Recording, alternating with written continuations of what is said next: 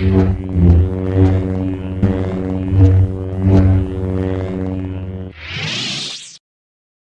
welcome to the Lost Holocron. As always, I'm your host, James. Above me is my co-host, Richard.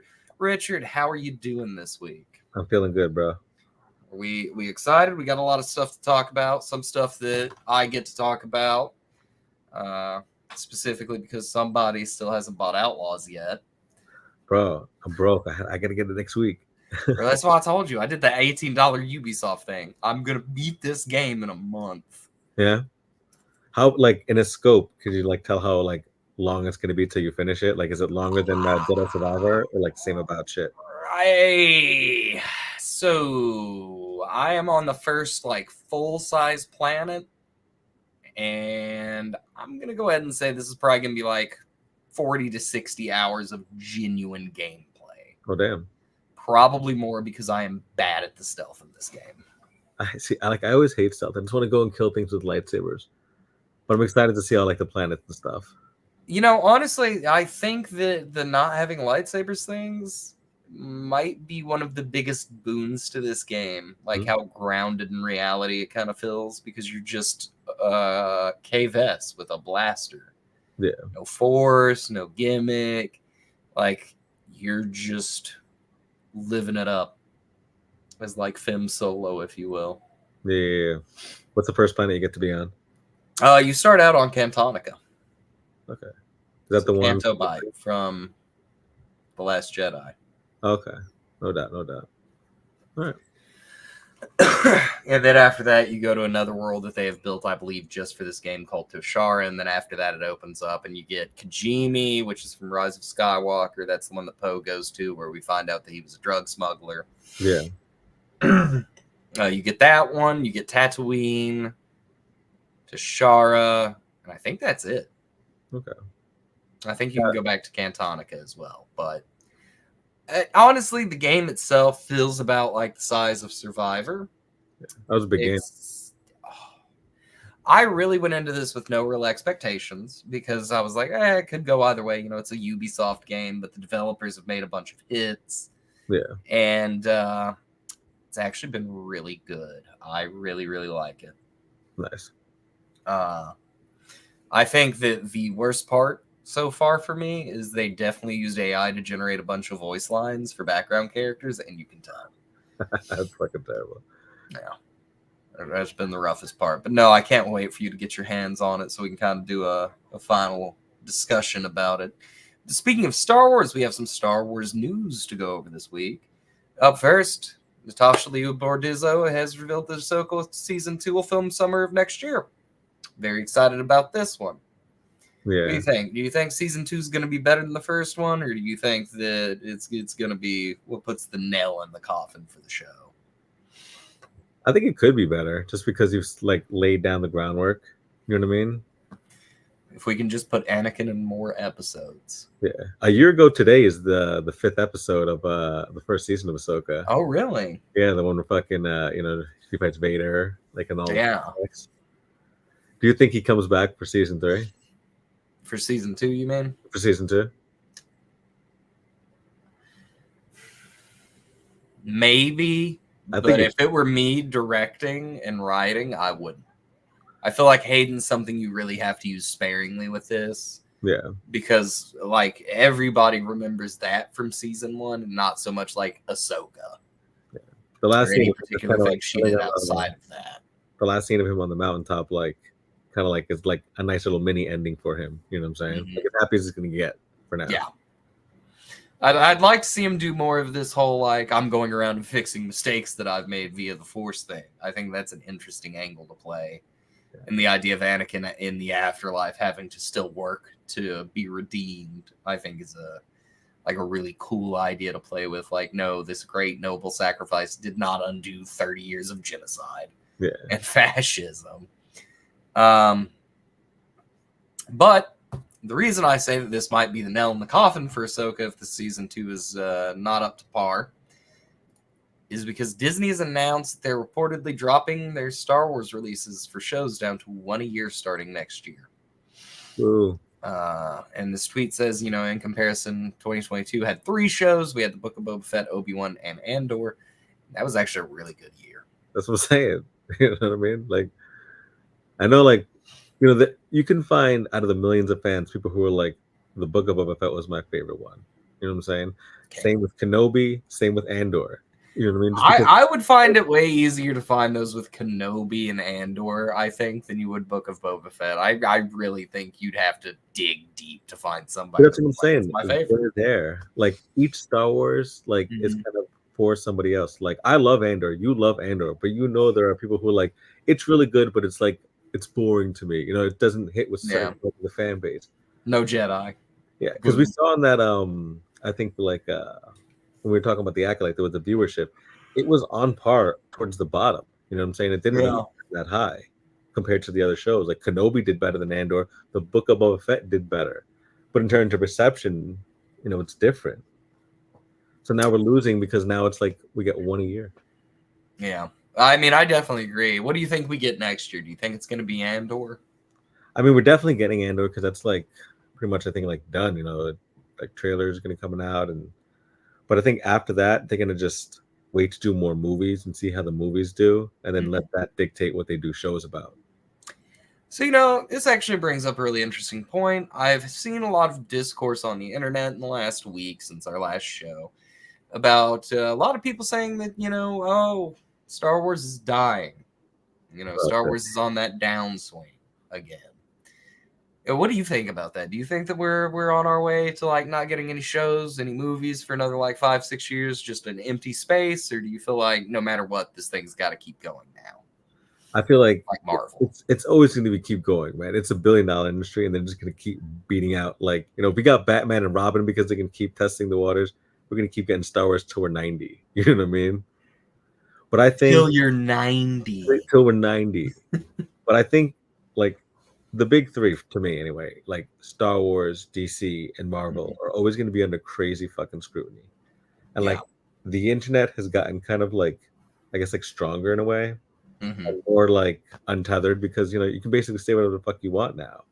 So they're trying to like hurt things. Like we both remember X-Men '97 was like this is woke. They took away Rogue's ass, and then it did well. Every show ever is going to get attacked like that, especially if it has like a woman in the lead or a person of color in the lead. You know, it's just vitriol for all this fucking crazy people. So I think they're gonna play it safe, which sucks for like, you know, Star Wars. I think so, because I mean, when you play outside of the box, forgive me. When you play outside of the box with these things, you get stuff like Andor.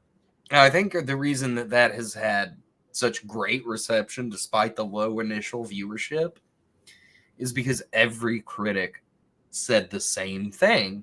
They were like, no, like this is genuinely a prestige television show, and it is the first time we get this with Star Wars. This is something that's never been before. It's brand new. Yeah. And like, if you look at the criticisms of it, which you know, we talked a little bit on this show, bricks and screws seem to be the biggest walk away from that. Like, oh, why do they have bricks in Star Wars? Why are there screws? That's so dumb. And I was just like rage baiting to see the first couple episodes. But by the time you get to the 6th episode, you're like, you know, if you're complaining about this, then you're just complaining to complain. You know what I mean? Like Andor did something that I don't think was ever going to be done. And people only seem to hate it because they know that these characters die, I guess. Yeah. And like I get that, but you know, that's you know, we watched the prequels, you knew he was gonna be Darth Vader, you know, like I mean, shit, you know, that's like watching the Titanic film, James Cameron's Titanic, and being like, oh, this movie sucks. I know how it ends. The boat sinks. Yeah. Let me guess. It's not. We're like, yeah, bro. It's the journey, not the destination, as they say. Wow. And I think it's very much the case here. What would you do though? Like you're like in charge of Star Wars, you with Dave Filoni, you could be in the room, and you're like, all right, what series should we do in the next year after Andor? I think that you have to really, and I'm gonna sound crazy for this, I think you have to do season 2 of Book of Boba Fett. Really? I'll tell you why. I think you have to go in the direction that fans want without giving them everything they want. Yeah. Like, I think you need to have him go, ah, yeah, being a daimyo sucks, can't do that, fuck this, and have him go, and like be a bounty hunter, but maybe one that has some like morals and ethics behind him now. Yeah, Versus like I'll take any job as long as the coin's good type shit. it's crazy But because I just want more Tamura Morrison in the outfit. So it's hard because like I think we said on another show, like you have to know where you have to end that character so you can eventually aim him in that position. So he's not just a wandering cool Keanu Reeves, you know, John Wick character. You know yeah. what But I mean, I really think that like you still could kind of do that with Boba Fett, where you just don't pick an endpoint and just run it, and just have him show up in places occasionally. I always said the book of Boba Fett would have been better if like the whole Mandivorce was like the Mandalorian colon and then something. Yeah, so they're all kind of related. Yeah, because they are. Like I think that's what they try to do, like make a creative, like shared universe. And if it was the Mandalorian, even hashtag like Ahsoka, you know what I'm saying? And then you tell her story because that's where she was introduced. That's Yeah. for a lot of people. That's where they met Ahsoka. They don't watch cartoons. You know what I mean? That is true. And I mean, I do feel like as somebody that, that has seen the cartoons and reads the books, like Ahsoka is a strong enough character to stand on her own. I really think that one comes down to woman of color in the lead. Yeah. Being where most of the criticism on that one came from. I think they should do one animated show and maybe one show like every like 10 months or something like that. You know what I mean? Not a bad idea. So, on to the next one. We got some upcoming Marvel games that have been announced. So, Richard, what are you the most excited for on this list? If they were like all great games, you know what I'm saying? I think like the most I'd want to play really would be like Iron Man because like playing like with all the gadgets would be fucking good. Other than that, Wolverine, like claws. See, I'm gonna be the weird one here and go Blade, but only if it's voiced by Wesley Snipes. There's only one Blade. Blade would be dope because you could literally have like a game of just like killing vampires and like make it like a GTA kind of game where you kind of interact in the whole city. Yeah. I think after that, though, it's definitely Iron Man. That one just sounds like a fun concept. Oh, you could fly, repulsors, like be like laser beams. Yeah. Be Tony Stark and like walk around and have to like the one stupid mission you have to do a business meeting and like drink on the thing. It'd be funny. Oh, that'd be funny. That's what I'm saying. What do you think is the least exciting one here? I feel like I don't know if this is true, but the one on the top left, it looks like one of those like old Capcom games. Probably that because I never liked those kind of games. Yeah, I'm not a big fighting game guy, so that's what I'm going with too here. Although the Black Panther Untitled game, I mean, if you're chilling in Wakanda, got mad future shit, that'd be dope. Yeah, it really depends on it, but like that, I think Rivals I'm not excited for because it's a fighting game. The Black Panther one, I just don't know enough about to be excited. And I've seen so many projects canceled before they even get a chance to breathe. Yeah, I didn't even know anything else here has a name and promo art. Yeah, the Cap game could be fun, but I feel like it'd be like really boring and just be talking most of the time. You got one move, throw your shield. Nah, I'm bored. Well, he's also got Black Panther on the box too, so I mean, could be interesting. We might get to play as multiple superheroes in that one. Okay, but now the Wolverine game, I want to be Wolverine. That'd be dope. That would be a fun one, I think. You think we'll get a Deadpool cameo in the Wolverine game? Nah. Did you ever play that old Deadpool game? Like, dude, I fucking love that game. Everybody who's like a real Deadpool fan hates it, but I'm like, I love that game. That's one of the reasons I got into the character. Yeah. What else do we have here? Boom! Matt Reeves says the Batman universe might push to the edge of fantastical, but they would never go all in on it. He said, what's important to me was to find a way to take these pop icons, mythic characters everybody knows, and translate it so that Gotham feels like a place in our world. Do you think that he accomplishes that better than Nolan did? No. Not better than Nolan did. I was about to say, because I feel like Nolan's version of Gotham, hands down, was like the most gritty, lived in, looks like a really bad area in New York in the 80s kind of city. Nolan's just crazy, and like if you look at his like filmology and everything, it's like, oh, it's amazing. Oh, I did these 3 Batman movies too. You know what I mean? Like, and he like did so. Like, I really wish he did more superhero movies, like him doing like a Marvel series or a Star Wars thing. Like, imagine what he would do with like time and space that way. You know, like he's so talented. So like, I really do love those movies, but I think Matt Reeves captured like the detective aspect of it and the realness that way. Mm-hmm. You know, he had the contacts and he had to like figure out what was going on. You know what I mean? Yeah. So we're supposed to get another Batman movie with Robert Pattinson, right? This one's gonna make money, and they'll definitely finish out the trilogy for sure. Do you think that he would stay as the new Batman to anchor DC if asked? I think that depends on how successful the DCU is. Like And the Superman comes out somehow, right? And like it Mhm. makes $1 billion. You know what I'm saying? And like, oh yay, no doubt. And then the next movie comes out, does equally as well. Then his first show, whatever the fuck it is, I think it's like Commandos, does well. And he's like 3 for 3. And you're like, wow, yeah, he's doing really well. Then maybe. But unless Yeah. those things happen, no.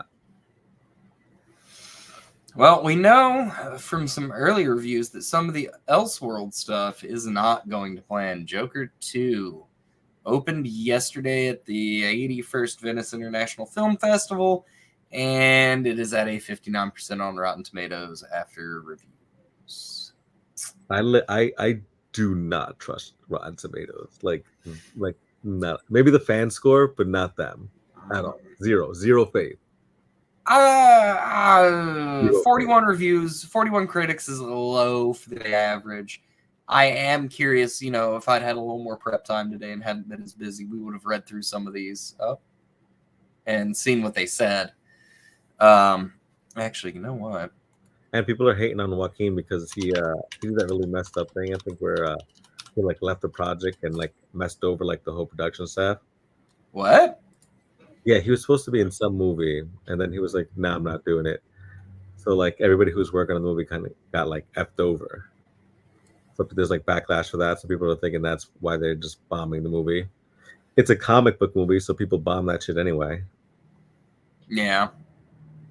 And that's kind of what that's why I don't trust the audience scores. I don't. I am kind of like Bro, zero faith in Rotten Tomatoes at all. Really? But I think it's going to be hard to make a sequel to the first movie because where do you go from there? Like I know Lady Gaga is in it. I'm sure she's going to be a great character, but still, where do those characters go? Is it just like a trial movie, and it's just in there the entire time? I don't know quite how they're gonna do that one. That's what I'm saying. Like, if you had told me right away that the Joker was getting a sequel, I'd have been like, I don't believe you. I was like not bringing that to series. So what's it going to be? You know what I mean? But I'm definitely going to go see it like the night it releases and form my own opinion because the first one was so fucking good, like so good. So looking at just the most respected critics according to RT. So first guy, Certified Fresh. He says, and this is a snippet from it, he gave it a 4 out of 5. We're left with the tragedy of a broken man in a world only interested in sensationalism. It's a big swing for all involved, but it's better for it. Okay. Second one, it begs the question, why is Phillips so reluctant to embrace that the film is a musical? Why not add a little more color, some flourish to the production design? Rotten. Which... Make it more of a musical. I hate your movie. I mean, I don't know how I feel about that one. I know it is billed as a musical. All right, just for the record, before we can get on camera, what do you think this movie will be a 1 out of 10? Knowing what you know now. Yeah, we'll play this back after we've seen this. It's a tough prediction. I'm going to say I think it'll be like a 7 at best. A 7? What do you think the first one was, though? Was it a 10 or a 9? Like an 8.5, a 9. The first one was a 9, and this one will be a 7? Yeah. See, I think the first one was like a 9.5. You know what I'm saying? Like at least a 9. You know what I mean?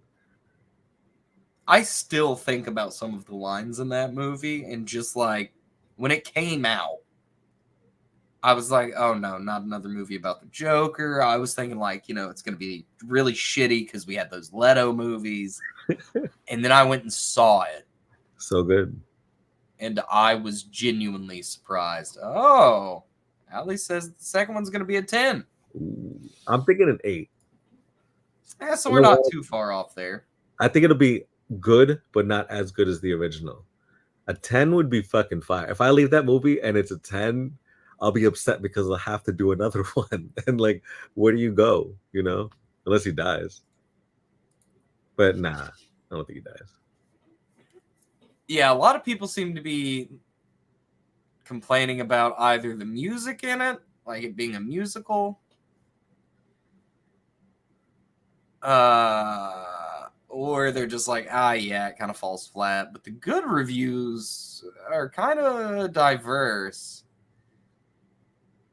Oh, here's a good one. As sweet and beguiling as a musical romance as it's possible to have between two murderous psychopaths, its kooky approach won't suit all stripes of comic book fan, but it finds a strange, tragic hopefulness all of its own. 4 out of 5 on that one. I don't know why, but that description made me think of Mickey and Mallory from Natural Born Killers. When you were reading that, that's like all that popped in my head.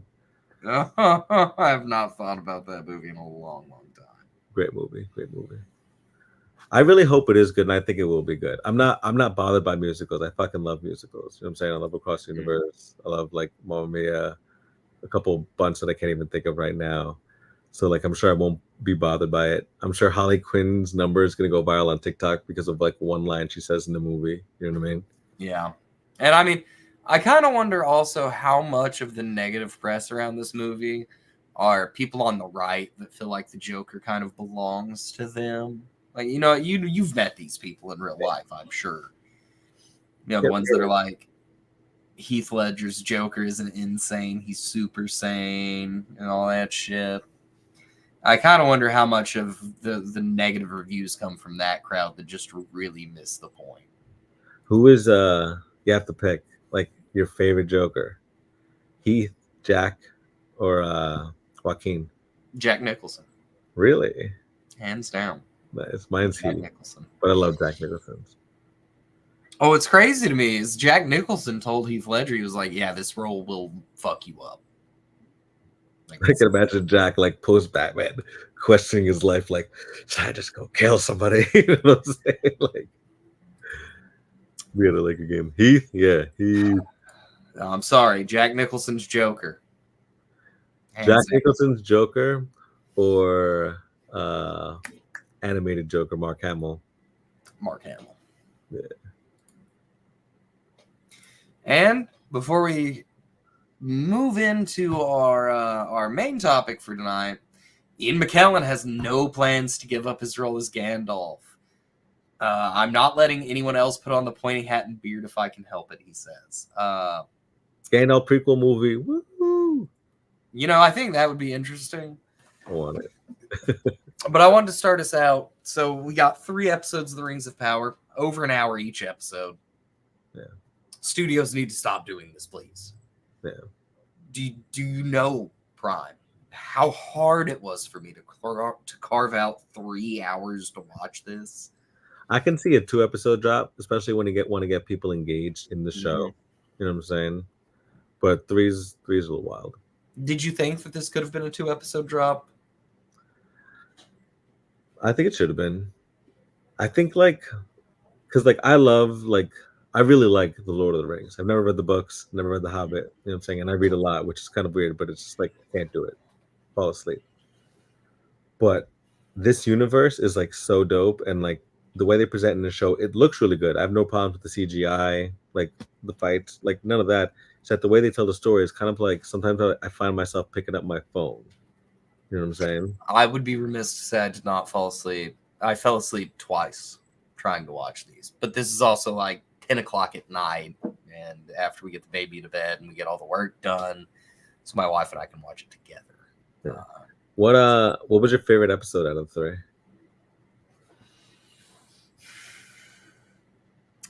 It's hard for me.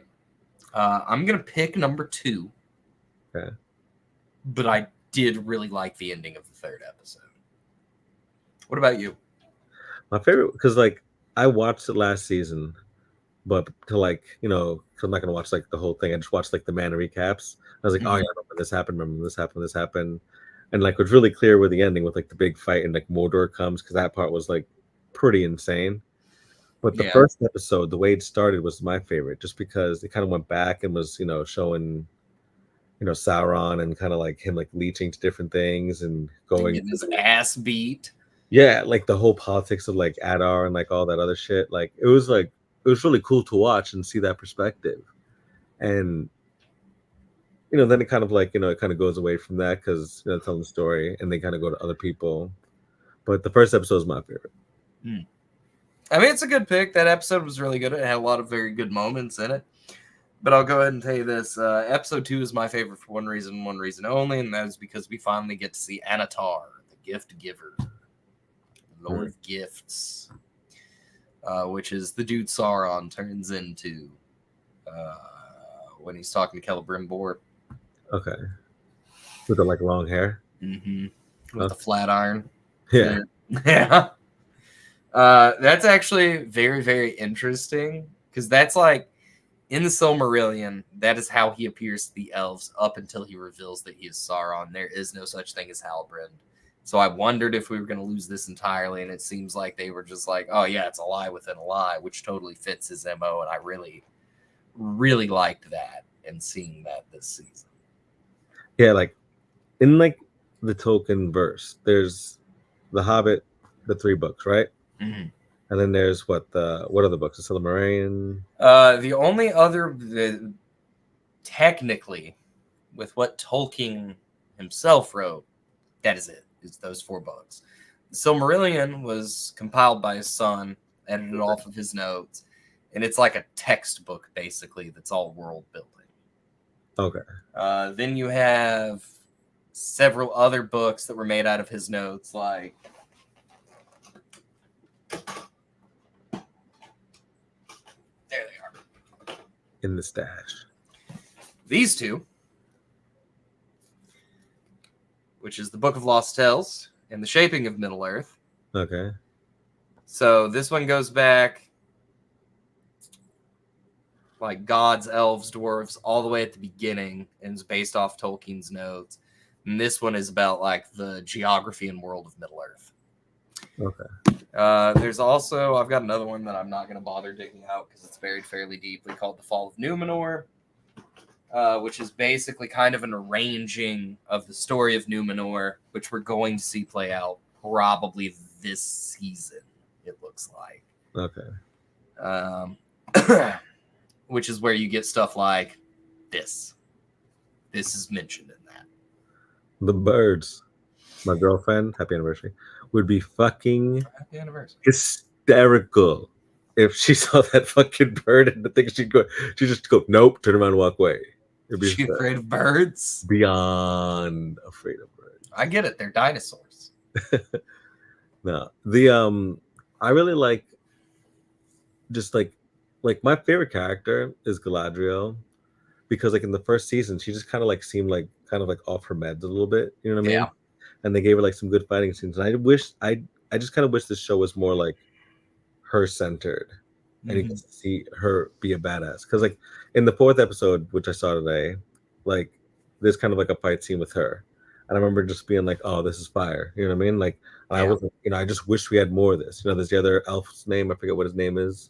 Arendir or something like that. Yeah, like him. Like give the people what we want. Like everybody who's watching the show, like when we watched Lord of the Rings, there was action every bit of it. You know what I mean? Just to kind of keep us like entertained. And I feel like they don't give us enough cool action in the show. I think a lot of it's building up to that sort of stuff, but I mean, during the first season, we got quite a bit of action out of Galadriel, you know? That's what I'm saying. I need more of that. Like, I think we'll get some more this season, but I really do. I think this season's going to focus a lot more, hopefully, on the dwarves and the men. Because the elves already have their rings. Yeah. So now they're kind of in a wait. You know, we got to sit here and wait, because for those of us that remember the little rhyme, and I think they even do it in one of the episodes, 3 to elves, I think it's 6 to dwarves and 9 to men. Yeah. And I might be off on those numbers. It might be 3, 5, and 7, but So like, here's the thing: are we basically watching like the intro to Lord of the Rings at like that time? Kind of. My assumption here is that all of this show is going to culminate with battle of heroes at the end of the Second Age, which is what we open Lord of the Rings with the King of Gondor fighting Sauron, and then him getting killed, Narsil getting broken, Sauron getting stabbed by Isildur with a shard of Narsil. And then what? Like they would just be like season 4, like a week later. No, I think at that point they'll be done with the show. I think Really? Okay. that is where it's going to end. If they do that and the last scene is them just going off into the war, we don't see the war, I'll be so mad. And see, I don't know if they'll do it or not. Because I don't know. I know that this season, and for people that complained about the first season, how it didn't line up with things, a lot of that had to do with the fact that this show had no rights to the Silmarillion. They had the rights to the appendices of the 3 books. But now they do have some rights to what's in the Silmarillion. What does that mean in like layman's terms? What can they not touch? Now it's a lot muddier. In the first season, a lot. Like they were basically working off a couple hundred pages of backstory that Tolkien included in the books to kind of flesh out the world a little bit. Okay. And then the Silmarillion is like the handbook. This is the history of the Lord of the Rings. Everything from the founding of the world with the Maya and the Valar, all the way to selling from Valinor to come to Middle-earth to fight the First War, to the Second War, to the Third Age, and on. That's so much shit. Yeah, it's a lot.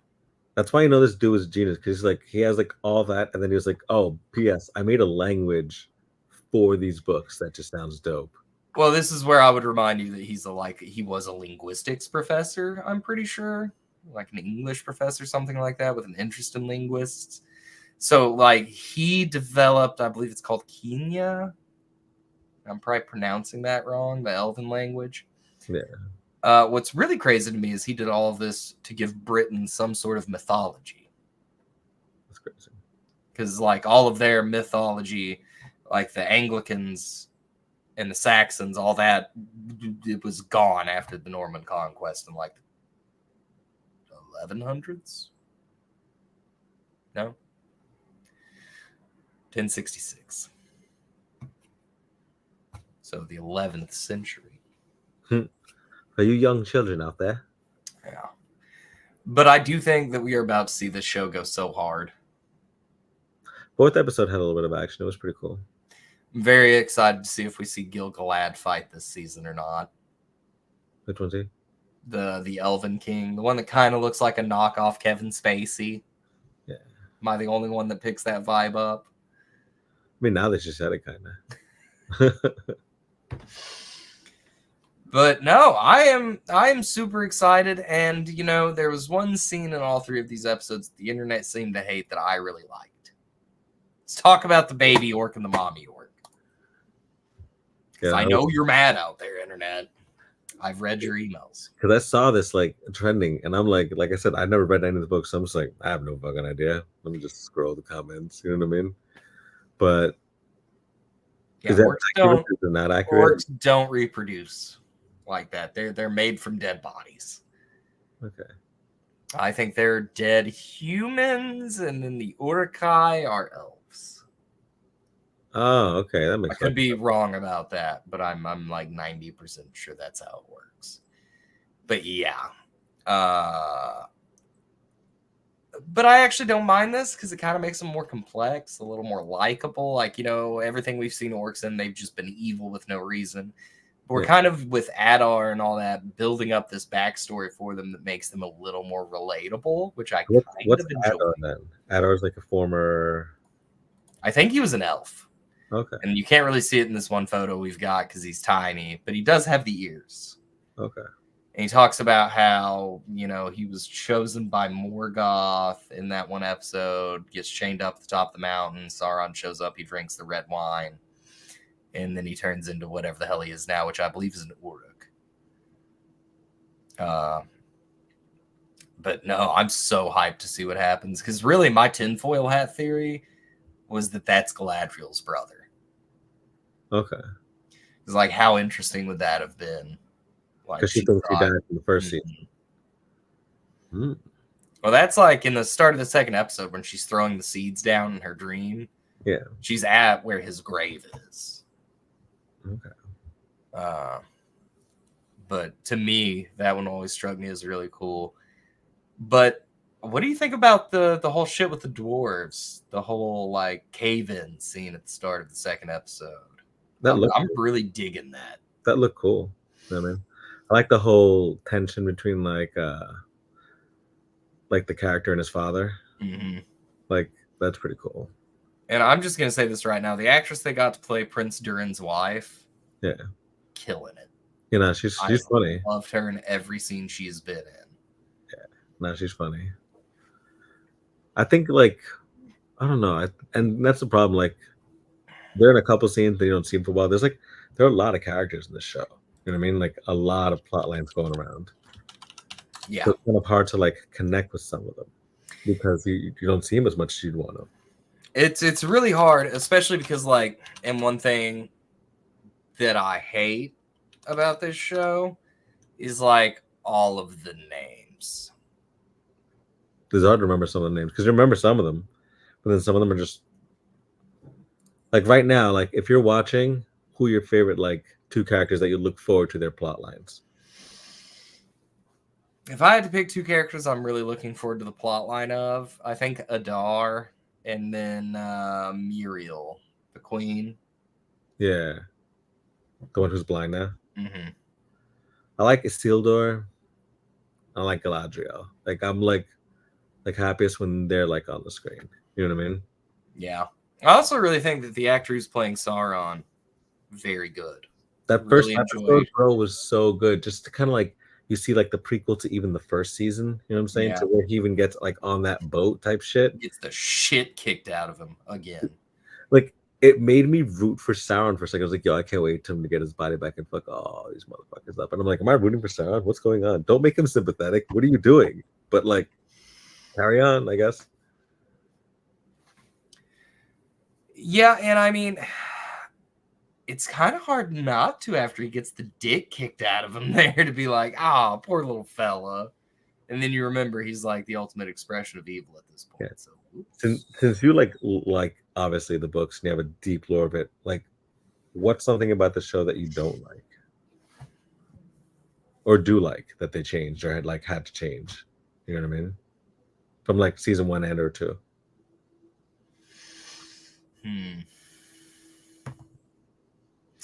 I think the one thing I'm not super crazy about, and I said it earlier, was how he had to kind of shift Sauron's character around and do this whole Halbrand thing for a while. Yeah. I wasn't a big fan of that departure, but again, that's something that knowing everything outside of it makes a lot of sense because they didn't have the rights to do it the right way. Yeah. Which is why here we see they've got the rights for that stuff. So now they're able to say, oh no, he's been Anatar, the Lord of Gifts the whole time. It was just a ruse. Yeah. My one thing that I would like change is like I wish they would just like make the wizard Gandalf because that would get me invested in the series. Like, oh, Gandalf's in the series. I want to watch every week now because I love that character. You know what I mean? Mm-hmm. I mean, I think that this show definitely has a lot of those. Like, I watch week to week for these characters. I really like Galadriel, Elrond for what it's worth. I don't really think that his casting was ideal, but he's grown on me. Who do you think is the least interesting character we've got here?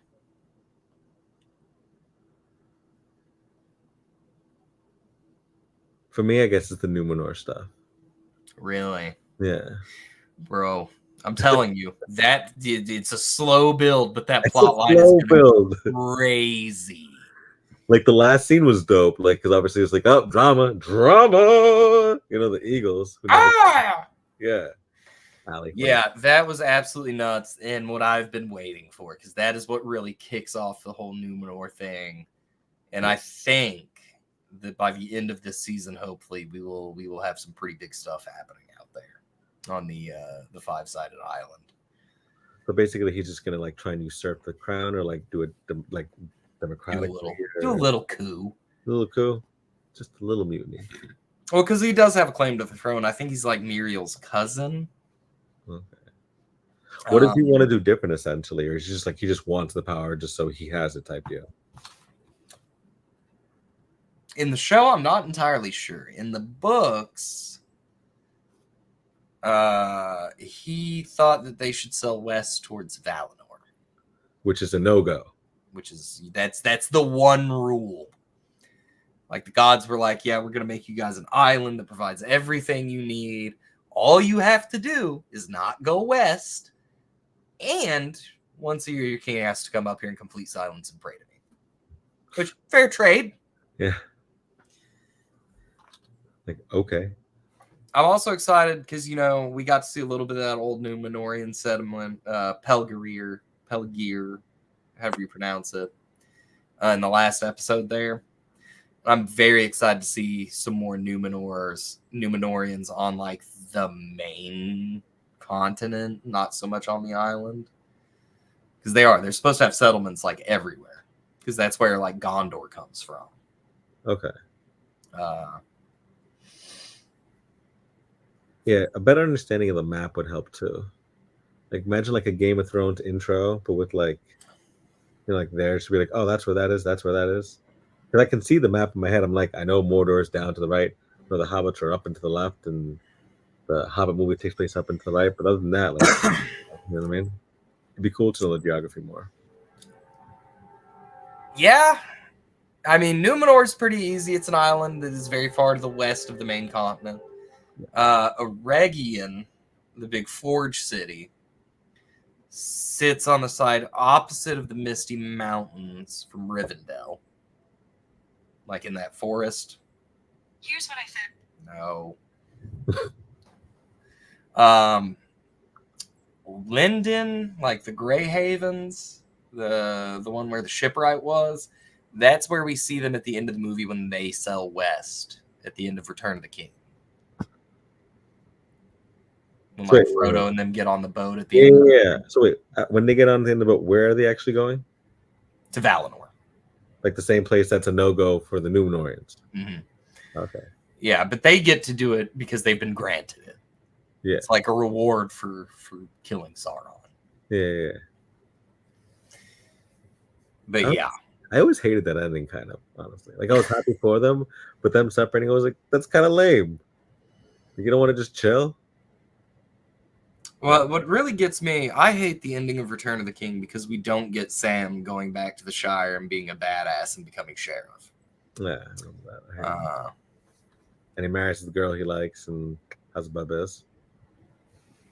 And yes. Because they supposedly like come back and there's like a bunch of like bandits that have like taken the town, and they're like, "We're gonna kill you now." But what do you think we're gonna see? Well, you've already seen episode 4, so. Yeah. What do you think we're going to see in episode 5 based on what you've seen in episode 4? Give the viewers a little something. Since I'm black in this week. If you've seen episode 4, you've seen the Galadriel plotline, so you're probably immediately going to want to know what happens there. You know what I'm saying? I'll say that. I think for people who haven't seen episode 4, like yourself, there's a good cameo who I think by watching episode 3, you'd probably like figured out who's coming. You know what I'm saying? And I definitely like episode 1 the best, but this was the episode I like second best. Interesting. Yeah, like I was like, I started watching it and I was like kind of bored for like 2 minutes, but then like the rest of the episode, I was like, oh no, this is actually pretty good, and I want to watch next week. You know what I'm saying? I'm excited for it. I've still got to catch my wife up to where I'm at, but just watch it twice, bro. That's what I do. That's what I'm gonna do. And I don't think that it's going to be bad to do because, again, there's so many names. Yeah. But I did want to play a game real quick before we go for the evening. I'm going to give you some of the cast for Rings of Power. And we're going to see if you know them from anything else. Okay. So... the guy that plays the High Elf King Gil-galad, Benjamin Walker. Do you recognize him from anything else? I feel like he's probably in an episode of SVU somewhere. Let's see. No, I can't think of anything. Did you ever watch Abraham Lincoln Vampire Hunter? It's not. You did not? I've never even heard of that. You've never heard of that? It came Say out like that again. 2012. Say those words again. Abraham Lincoln Vampire Hunter. Never seen this movie. No, but I want to. Okay, so High King Gilgalad plays Abraham Lincoln in it. Okay. Let's see what else he's been in that you might know. He was in 10 episodes of Jessica Jones. Okay. Played Okay. Eric Geldon. I kind of watched that series. And probably just the first season. All right. Let's see if we get a hit off of our top bill. Morfydd Clark. That would be Galadriel. Do you recognize her from anything else? I feel like I don't. There's some maybe a British show. I feel like she'd be like on like Downtown Abbey or some shit. Did you ever see Pride and Prejudice and Zombies? No, but I've heard of that one at least. She was in that. Let's see here. The fucking zombies and vampires. I'm dead. If the next person you ask me, I don't know, and they're in like fucking Blade. something, I'm gonna fucking die. Let's see here. I don't know any of these actors. I'm dead. Like Neither have I, which I've been really interested in, like seeing what else they've been in. The only one I Everything's so good at recognized this was the guy that plays Celebrimbor, who is Charles Edwards. He looks So- like a Homelander. He does kind of look like an older Homelander, but no luck there. Do you recognize him from anything? I feel like I can picture him playing a priest.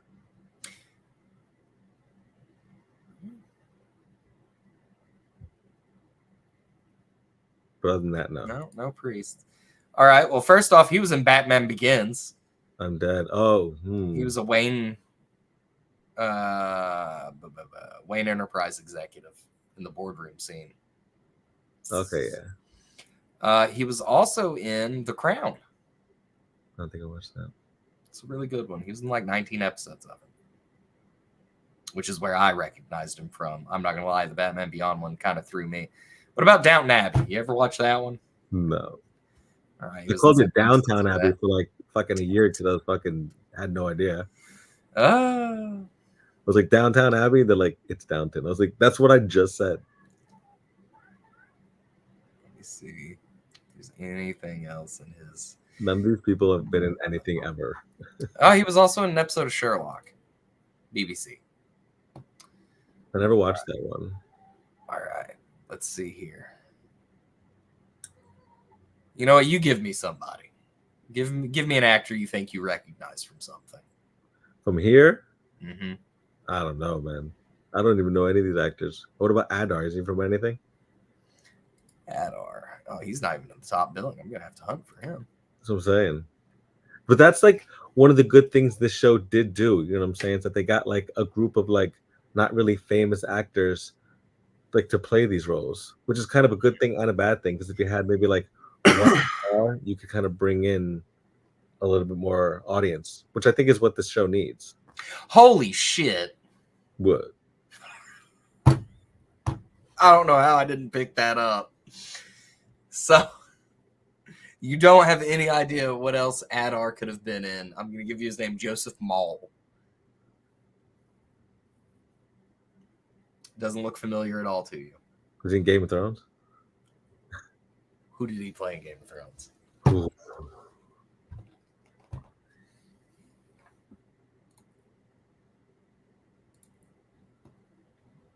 Not the Night King, right? No, not the Night King. I don't know. You sure? I can like see no his- wild guess. No. No, just tell me. I must know. Benjen Stark. Oh yeah, fucking Cold Hands. Mm-hmm. That was one of my favorite fucking scenes ever. But I'm not gonna lie to you. Didn't see that one coming either. He looks the same, pretty much. Just kind of Mhm. cold and dead. Just not on a horse. So there's the first one we found that you've seen what they've been in. That's what I'm saying. Let's see here. Let's go for another kind of down in the bottom here. You know what? I want to see this knockoff Jack Black fellow who plays Farazan. Is there anything we know him from? Which one's that character? That's the one that's the king now. Okay. From this scene. Yeah. The one that looks like a cheap Jack Black. Yeah. I'm gonna go ahead and tell you. Oh, he was in the National Treasure miniseries. I'm dead. He was in Law and Order SVU. No, Every actor's been on there. you would think. All right, now for our last one, our for real last one for this, the prince's wife. You recognize her from anywhere? Which prince? The Durin, the dwarf. Oh.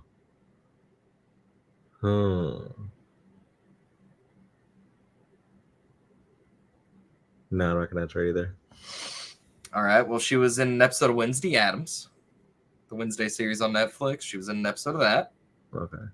And she was in Baldur's Gate 3. A fucking video game?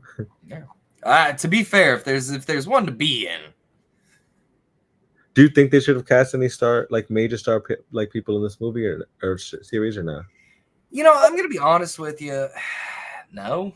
No, not one. No, I don't think so. I think if you had made someone like maybe just like one of the elves, someone famous, it would have done. See, that's what I was going to say. You have the opportunity to bring already famous people that have been in Lord of the Rings back into this series. I mean, hell, if we could put Legolas in The Hobbit, yeah, why not here? Or you could have Ian McKellen come in as Gandalf later in the series. He should have just been that. We have that newspaper thing. He said he wanted to be like. He wants to do it again. Just replace this dude in the show right now. Like he touches something, a bright light happens, and boom, Ian McKellen's there. Oh no! I do wonder how well that would go over, though. So I'd watch it. That's the one thing, like, because the whole like mystery, like it's just like dragging. Some of the plot lines drag. Don't drag. Like just be a little faster. I feel like a lot of it's a slow build because it's kind of like Game of Thrones, where they were like, okay, now we have Daenerys here where she's ready to go to Westeros, but we have to have all this other shit happen first so she can go. Yeah. And I feel like that's why we're seeing some of these plot lines develop very slowly. I feel like until like what's it called? Game got to like season 6. Because I like the rest of the seasons, but like the first 4 seasons, like I don't remember a boring episode. You know what I mean? Yeah. Like there was just always such strong dialogue. And I just wish like more shows kind of had that like attention to detail. Because like I like the Rings of Power, but like it's not like Game of Thrones level. It's not like Andor level to me, where like, like the boring normal conversations are like, these emotional drawing conversations. You know what I mean? I mean, and I do feel like, that's something here that we could really use is maybe some more like weight in the conversations. But again, I'm hoping for that like Game of Thrones season 5, season 6, where all of a sudden this meaningless scene from season 1 comes back up and you're like, oh shit. Yeah.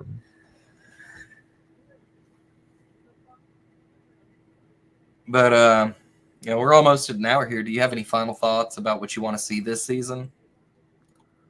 Anything you're looking forward to as somebody that's not deep into all of the lore? I want to see like more of the action scenes. Like I want to see more elves fighting, Galadriel being a badass, things like that. And I want to see like more like, because like you said, it's like kind of like hard to figure out this world sometimes. Mm-hmm. I wish there was just kind of like a more streamlined of like, this is what's happening for this, and to connect it to the main trilogy if that's what they're trying to do, so we know where we're kind of headed and shit. Yeah, that makes a lot of sense. And I think that this is one of those, like, no matter what, even I get so turned around on all these damn names. Yeah. Because they're not all super similar, but they all have that same weird spelling Yeah. that makes it nigh impossible to be, like, keeping character names. Like Elendil and Isildur, Farazan, Numenorian names are getting me bad. Yeah, I do like all the special effects. So I can't ever say that the scenes don't look good. The CGI in the show has been gorgeous. Yeah. Like that scene, and I think it's the end of the first episode where the tree comes back to life when they put the rings on. Yeah. I was like, oh, yeah, that looks dope. That good, like the whole sludge thing, the whole like sandstorm. Yeah, in the like, third episode. Yeah. I don't know. I'm very excited to see how many episodes of this are we getting. Is it 8? That I don't know, but It's I thought it was for them. It was 10, but 8 sounds about right. Let's look and see. But I will say, I think the pacing on this, you could do 8 episodes of this show. I'm tired of like the 8-episode format, bro. It's like 8 episodes once every 2 years. It's like, oh. And I guess like in some ways you do get a little higher production value per episode for that. But come on, give me a full season. Let's see here. Like y'all are actors. Oh, Richard. 8. Yeah, lame. How many were in the first season? Dark Age of TV. 8. I think it's a Dark Age of TV. Well, I mean, at least both seasons have had the same number. It's not like House of the Dragon where we cut 2 episodes and it made a huge difference, I feel. Yeah. But it does feel kind of like trend chasing. Not for Rings of Power, because again, their first season had 8 episodes, so I can't really hate it. And I feel like when that came out, we were kind of like the start of everybody gets 8 episodes. Yeah. Bring back like 12, 13 hour-long ones. Bring back 22. So like a tough back time. Like them Flash seasons had like 23 episodes a season and shit. God. Yeah, and I will say that is so much to write. You know, we have a sketch comedy series on the YouTube channel that I was the head writer for that season. And I think we initially set out to write 8 episodes and we came away with, I think, 6. Because, I mean, genuinely, like you figure your first 3 or 4 episodes you've got in the bag. You know what you're doing there. Those are easy to write. The next 2 or 3, kind of iffy, but those back like 2-3 episodes are killer to do. Yeah. They are miserable to write. It's just because at that point you're like, oh, we could do this joke, and you use that joke in the first script. So either you go back and you change that, or you have to find something else that works. Yeah. I don't envy writers. It's not all bad, but it's not all great either. But you know what? I think that's all the time we got for this week, man. What are we just doing more Rings of Power next week? You're getting Outlaws on Tuesday, so we'll probably talk some more about that once you've gotten your hands on it. We can hear your thoughts. I'm going to go ahead and firmly say I think Outlaws, I think most of the critics saying it's like a 7 out of 10 have got the score about right. I could be just irresponsible because I have to like download it on my thing, so I could just do it at any point and just like. Are you getting it on PC? Nah, PS5. Mm-hmm. Okay, so let's gotta make sure I can watch like. You can actually fucking play it smoothly. Yeah. I'll have to record some of the gameplay from mine because my computer is struggling. Yeah. Do you prefer PC to like Xbox and PS5? I mean, I've got a PS4. Okay. And the PC. Okay. I would 10-to-1 rather have the PC over an Xbox because all the same games come out on it as do Xbox, and I can still get Games Pass. I do like on PC that I can do like Ubisoft Connect, pay $18 and play Outlaws for a month. That's dope. And then just come back to it later. But there is something to be said about I am still a big fan of the consoles. I play a lot on the PlayStation 4. I just haven't gotten a 5 yet because I have $2,000 sitting right here that I have to feel like I I'm using. Yeah. What advice do you give for Outlaws for someone who's about to get it, or for someone who's about to buy it, or encouragement? Take your time, do your side quests, upgrades, people. It's all about the upgrades. Do your shit to get your upgrades, get your different ability cards, but most importantly, earn enough money to go sit down and lose it all on Sabak. I'm dead. Sabak is actually, it's like the new Gwent. Did you ever play the Witcher games? No. So for the fans that listen to us that know what Gwent is and haven't played Outlaws or played Sabak yet, it is the new Gwent, folks. It's a very good. I've really, really enjoyed that. I would also say try the arcade games.